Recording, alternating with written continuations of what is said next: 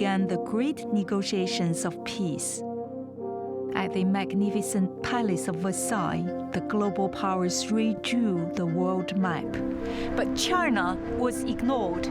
It was a moment that had a considerable and lasting impact on the nation and the Far East. At the end of the 19th century, China was weak and divided. Nations took advantage as they gained authority across the country. Germany's decision to take the port of Qingdao in 1897 would draw the First World War to the shores of the Far East 17 years later. It quickly became a Bavarian outpost.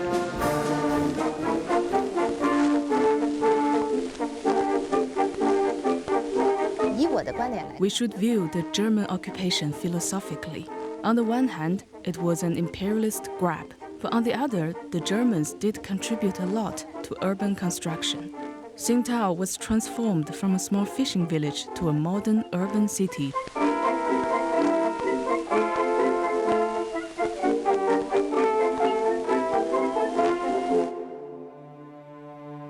By the outbreak of the First World War, Qingdao was thriving, giving the Kaiser a huge area of operations in the Pacific. It was immediately targeted by Britain and Japan. We command our army and navy to carry on hostilities against that empire with all their strength. On September 2nd, 1914, an Anglo-Japanese force landed. The Siege of Tsingtao had begun. The Germans built excellent fortifications. Take the fort site of Tsingtao Hill Battery. It was the headquarters of the German forces, but what it lacked was the outside supply of reinforcements.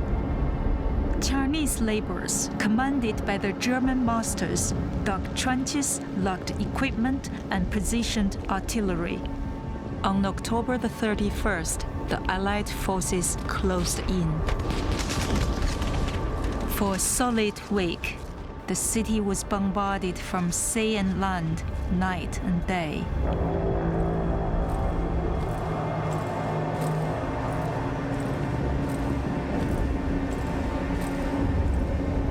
Unfortunately, we cannot do more.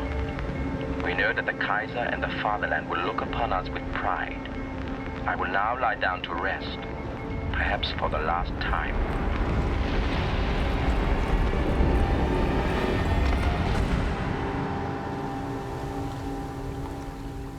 450 men died in the siege, 40 of them Chinese laborers. After the siege, the two governments of China and Japan sat down and negotiated the return of Qingdao.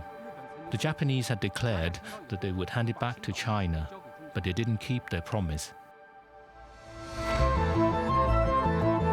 5 years later, at the Treaty of Versailles, a Chinese delegation pleaded for their city to be returned. The request was overlooked. It was in the interests of the West for China to remain broken. Qingdao would stay firmly in Japanese hands. The decision incensed a nation. The Chinese stormed out of Versailles, refusing to sign the treaty. An already poisonous relationship became toxic. China and Japan would be at war 2 decades later.